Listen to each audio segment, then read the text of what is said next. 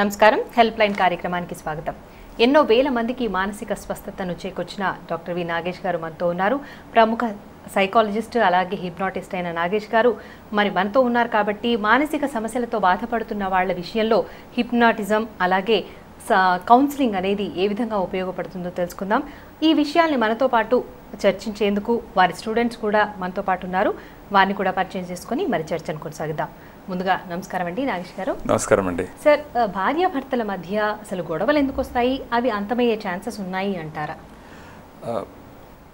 నాకు తెలిసినంత వరకు నా ఈ 35 ఏళ్ల సర్వీస్లో భార్యాభర్తలు అన్న తర్వాత గొడవలు రావడం అనేది చాలా చాలా సహజం అండి. ఇన్ఫ్యాక్ట్ ఒక స్టెప్ ముందరేస్తే వాళ్ళిద్దరి మధ్య కొన్ని గిల్లి కజ్జాలు రావడం, కొన్ని చిన్న చిన్న ప్రాబ్లమ్స్ రావడం మంచిది అనిపిస్తుంది. ఎందుకంటే దానివల్ల ప్రేమ పెరుగుతుంది కూడా, అఫెక్షన్ పెరుగుతుంది కూడా. కానీ నేను చూసినంత వరకు ఈ ప్రాబ్లమ్స్ అనేది చాలా కామన్గా భార్యాభర్తలు చూస్తామండి. కానీ చాలామంది ఏం చేస్తారంటే మెల్లమెల్లగా ఈ ప్రాబ్లమ్స్ని అహం దాకా తీసుకెళ్ళిపోతారు, అంటే ఈగో దాకా తీసుకెళ్తారు. ఒకసారి వాళ్ళు ఈగోయిస్టిక్ అవుతే ప్రాబ్లం చాలా పెద్దదైపోతుందండి. ఆ ఈగోయిస్టిక్ అయినప్పుడు ఏమవుతుందంటే ఆ అబ్బాయి వాళ్ళ పేరెంట్స్ దగ్గరికి వెళ్ళడం, అమ్మాయి తన పేరెంట్స్ దగ్గరికి వెళ్ళడం, న్యాచురల్గా వాళ్ళ పిల్లలు కాబట్టి ఆ తల్లిదండ్రులు వాళ్ళనే, అంటే అబ్బాయిని కానీ అమ్మాయిని కానీ వాళ్ళని వాళ్ళు సపోర్ట్ చేసుకోవడం, వీళ్ళ సంసారంలో వాళ్ళు కూడా ఇన్వాల్వ్ కావడం. దీన్ని ఇంకా కొద్దిమంది ఉంటారండి, వాళ్ళ మామయ్యలు అత్తయ్యలు వీళ్ళు కూడా ఇన్వాల్వ్ అవుతారు, బ్రదర్స్ సిస్టర్స్ ఇన్వాల్వ్ అవుతారు. మొత్తానికి సంసారం వీళ్ళు చేయరు, అందరూ కలిసి చేస్తారనమాట. అటువంటిప్పుడు ప్రాబ్లం చాలా ఎక్కువగా కావడానికి ప్రాబ్లం ఆ 498 కేసు దాకా వెళ్ళడం, లేదా కోర్టుకు వెళ్ళిపోవడం, లేదా డైవోర్స్కి వెళ్ళడం, లేదా వీళ్ళిద్దరు ప్రతిరోజు ఒకరినొకరు కొట్టుకుంటూ ఉండడం, ఒకరినొకరు తిట్టుకుంటూ ఉండడం, ఆ పిల్లలకి ఎటువంటి హ్యాపీనెస్ లేకపోవడం, ఆ పిల్లలు నెగిటివ్గా తయారు కావడం, ఇవన్నీ కూడా జరుగుతాయండి.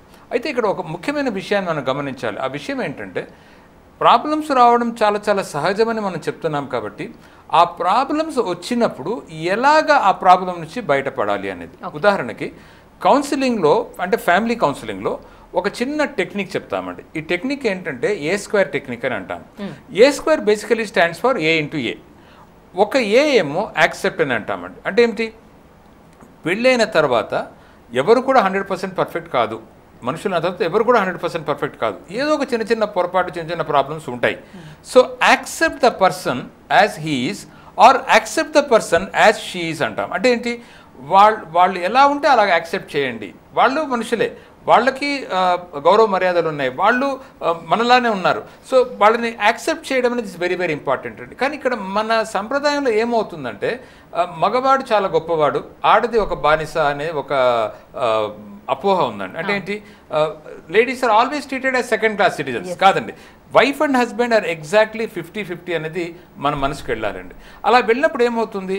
ఆ అమ్మాయి అతన్ని యాక్సెప్ట్ చేస్తుంది, ఆ అబ్బాయి కూడా ఆమెను అలానే యాక్సెప్ట్ చేస్తాడండి. ఇది ఫస్ట్ ఏ అంటాం. ఇక రెండవ ఏ, చాలా చాలా ముఖ్యమైన ఏ ఏమిటంటే జీవితంలో అడ్జస్ట్ కావడం. అంటే ఎప్పుడైతే ఆ భర్త భార్యతో అడ్జస్ట్ అవుతాడు, ఎప్పుడైతే భార్య భర్తతో అడ్జస్ట్ అవుతుందో ఇక్కడ నీది నాది అనేది ఉండదండి. ఇంకా ఇట్స్ టోటలీ మనది అనేది అయిపోతుంది. ఎప్పుడైతే ఆ మనది అనే ఫీలింగ్ ఇద్దరికి వస్తుందో life is really really beautiful అండి.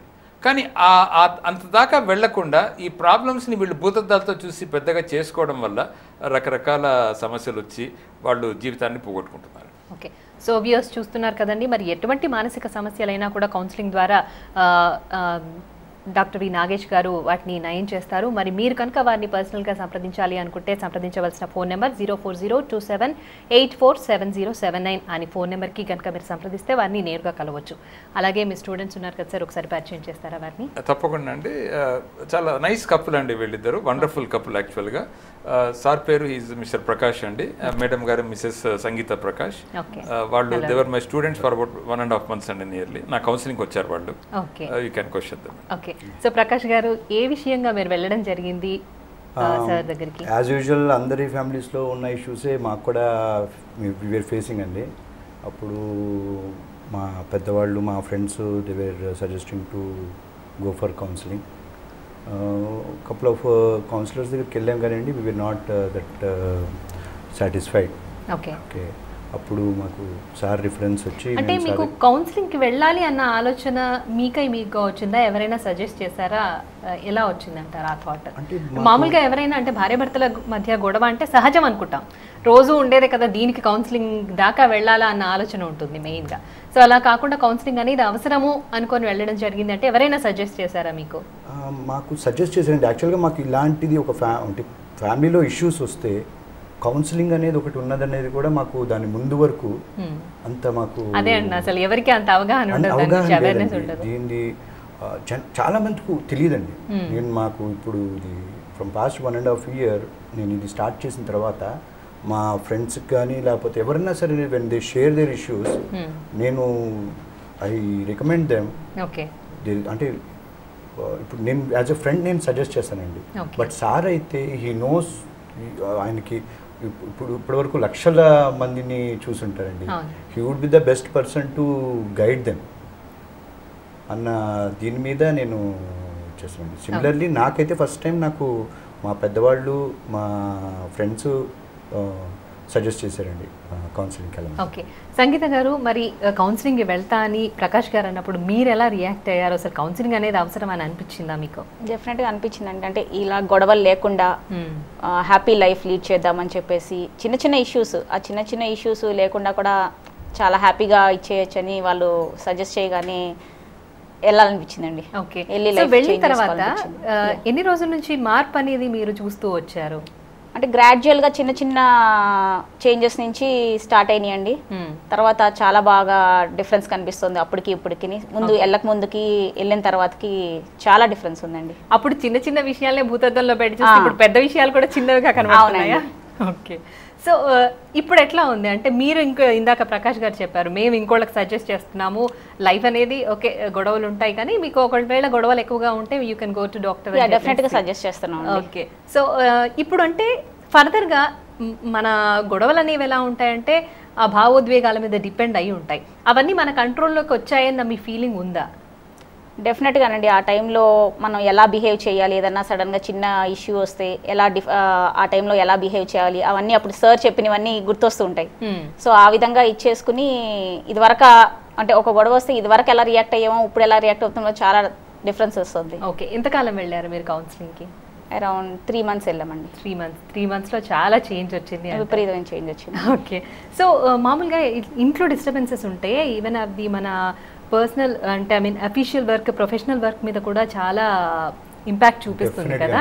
సో అప్పటికి ఇప్పటికి ఆ డిఫరెన్స్ని ఎట్లా చూస్తున్నారు? అంటే ఇప్పుడు నాకు ఫ్రమ్ పాస్ట్ 2 months ఒక ట్రాజడీ లైఫ్లో దీంట్లో ఒక ట్రాజడీ అయిందండి. దెన్ ప్రొఫెషనల్గా కూడా 2 big నా లైఫ్లో when I compare all the 3 things happened this 2 months.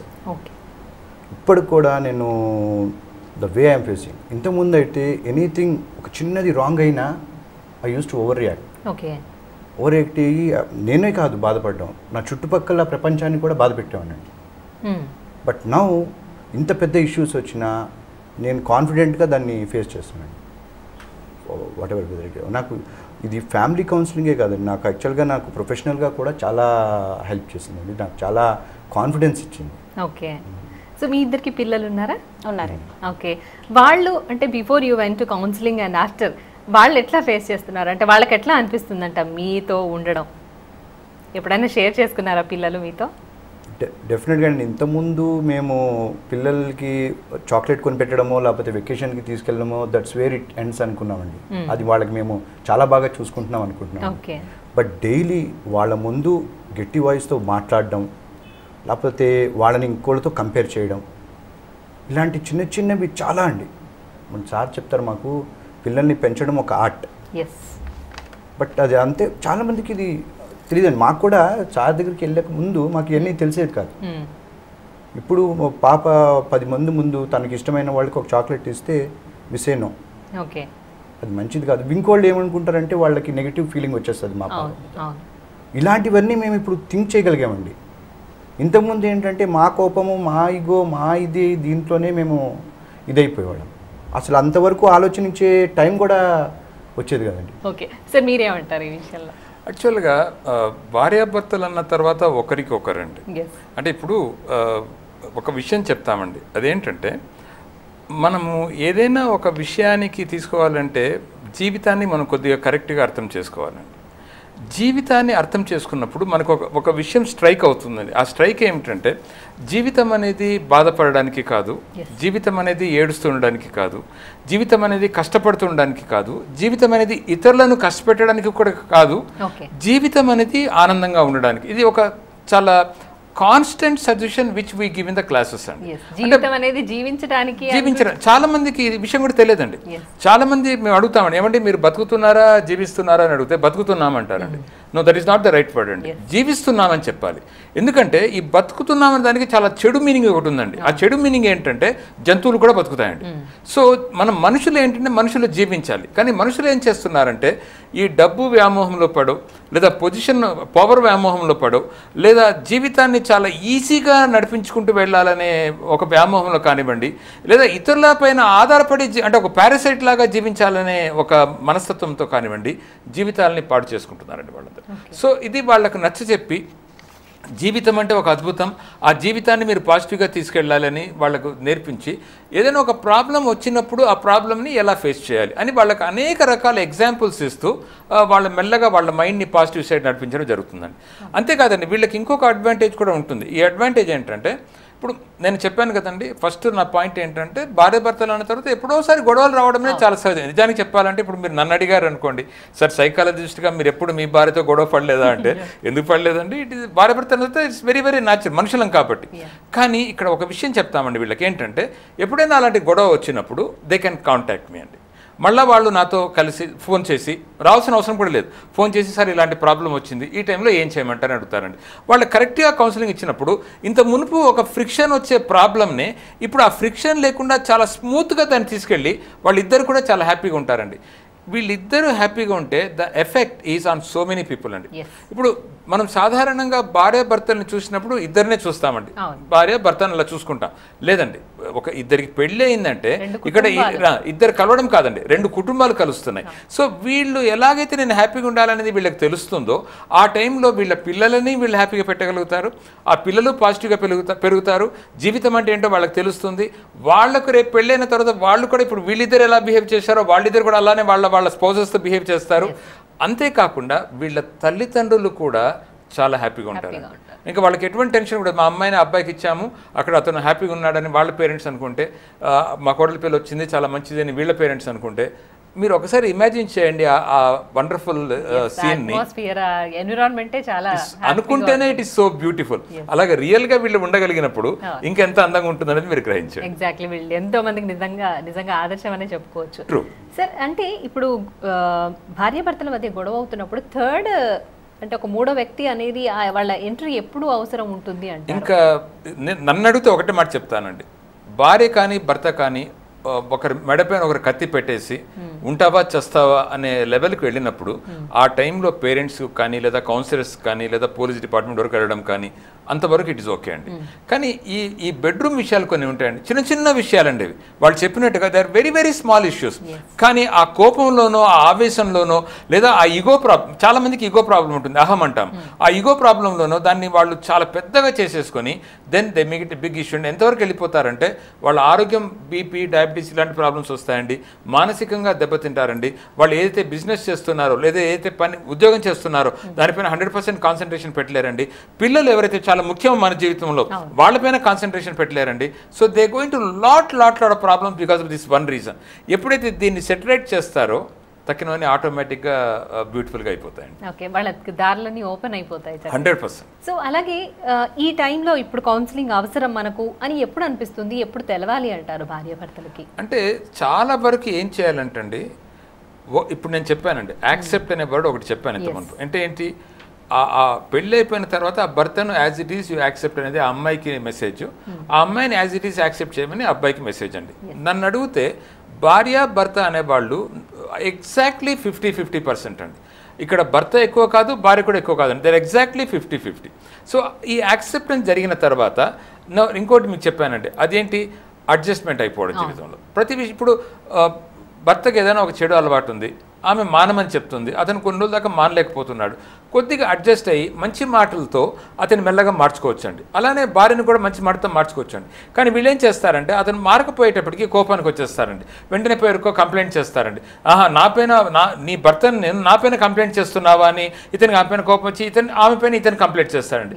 So ఇవి పెద్దగా అవుతూ వెళ్తాయండి. అలా కాకుండా అక్కడ కొద్దిగా అడ్జస్ట్ అయిపోతే డెఫినెట్గా అతను మారడానికి అవకాశం ఉందండి. ప్లస్ ఈ రోజుల్లో నేను గమనిస్తున్నంత వరకు ఈ అమ్మాయికి కానీ అబ్బాయికి కానీ ఓపిక లేనందువల్ల ప్రాబ్లమ్స్ వస్తున్నాయండి. ఈరోజు ఒక కేసు వచ్చిందండి నాకు. ఈరోజు వచ్చిన కేసులో ఆ అబ్బాయి అమ్మాయి దాదాపు 2 సంవత్సరాలు ప్రేమించుకొని తల్లిదండ్రులను ఒప్పించి పెళ్లి చేసుకున్నారండి. కానీ ఈ రోజు నా దగ్గరికి ఎందుకు వచ్చారంటే డైవర్స్ కొరకు వచ్చారండి. మ్యారేజ్ అయ్యి 3-4 మంత్స్ అయిందండి. అంతే. ఆమెకు తెలుసండి ఇతనికి తాగుడు అలవాటు ఉంది. ఓకే, అప్పుడు బాయ్ ఫ్రెండ్గా ఉన్నంత వరకు she allowed him to drink అండి. పెళ్ళైన తర్వాత ఆమె ఏమంటుందంటే నువ్వు తాగకూడదు, నా వీకెండ్స్ రాగానే నీవు నా ముందరే కూర్చొని నాతోనే మాట్లాడాలి, నీ ఫ్రెండ్స్ ఇంటికి వెళ్ళడానికి వెళ్ళలేదు. ఈయన హైదరాబాద్లోనే పుట్టి హైదరాబాద్లోనే పెరిగాడండి. ఈయనకు ఒక 1000 ఫ్రెండ్స్ ఉన్నారనుకుందాం, ఎవరో ఒకరు వారం వీకెండ్లో ఎవరో పిలుస్తారండి. ఈ సెస్ నో.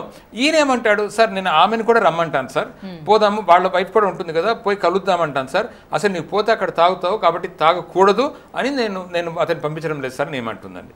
దీనివల్ల ప్రాబ్లమ్స్ ఎక్కువయ్యండి. ఈయన వెళ్ళి వాళ్ళ అమ్మగారికి అంటే వీళ్ళ అత్తగారికి మామగారికి కంప్లైంట్ చేశాయండి. నా పైన కంప్లైంట్ చేస్తావా అని ఈమె వెళ్ళి వీళ్ళ అత్తగారిని మామగారిని సరిగ్గా చూసుకోవడం మానేసిందండి.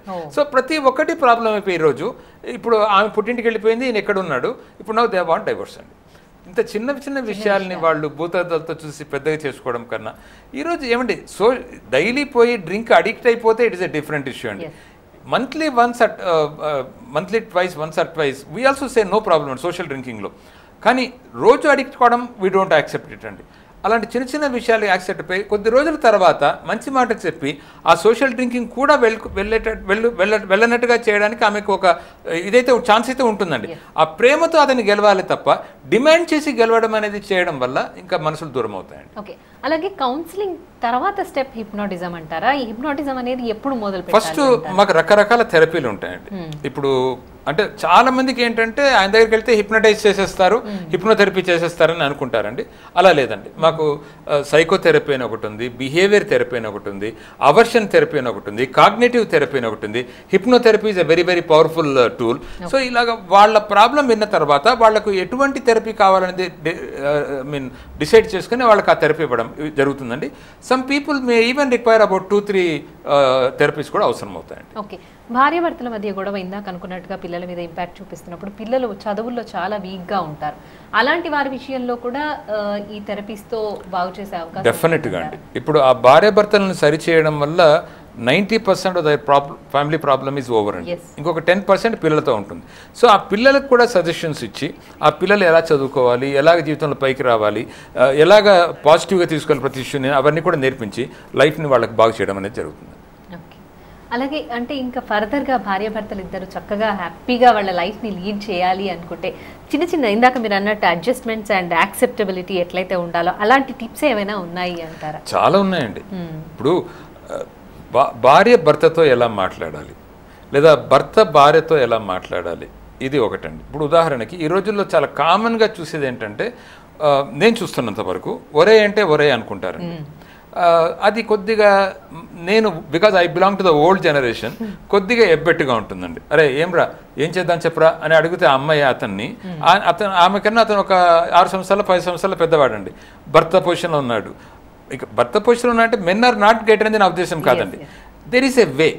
ఓకే, ఇప్పుడు అలానే ఆయన కూడా అతన్ని ఇక్కడ్రా ఇలా అడగడం అనేది మంచిది కాదండి. బెడ్రూమ్ వరకు ఒకరినొకరు ఎలా పిలుచుకుంటారో వాళ్ళ ఇష్టం అండి. అది it is their life, it is their world. ఆ బెడ్రూమ్కి ఆయన మహారాజు, ఆమె మహారాణి అండి. కానీ బయట వచ్చినప్పుడు, సొసైటీలో వచ్చినప్పుడు దెర్ ఈస్ ఎ వే అండి. ఇటువంటి టిప్స్ మేము వాళ్ళకి నేర్పించి ఒకళ్ళకొకళ్ళు గౌరవం ఇచ్చుకుంటేనే ఎదుటి వాళ్ళు వీళ్ళకి గౌరవం ఇస్తారు. అది తెలియకుండా నేను గొప్ప చూపించుకోవాలని చెప్పి ఇక్కడ చాలా మంది చూస్తానండి, నేను ఆ బాటిల్ తీసుకురారా ఇక్కడ అంటుందండి. అందరు కూర్చొని ఉంటారండి అక్కడ. అంటే she wants to prove that her husband ఆమె ఏం చెప్తే అది వింటాడు అనేది షీ వాంట్స్ టు ప్రూవ్ అండి. So she will do it. ఆ టైంలో నేను తీసుకురాను అన్నాడు అనుకోండి, ఏమవుతుంది పొజిషన్ అది? లేదా అప్పుడు పోయి తీసుకొచ్చి ఇవ్వచ్చు అండి, because is there in a society. కానీ ఇంటికి వెళ్ళాక అలా ఎందుకు అడిగా నన్ను అని పెద్ద గొడవ కావచ్చు అండి. సో ఇటువంటి విషయాలు వాళ్ళకి చెప్తాం. అంతేకాదండి, ఫర్దర్గా కూడా even after the counselling is over we guide them అండి. ఒక్కోసారి counselling will be only for 1 month అండి.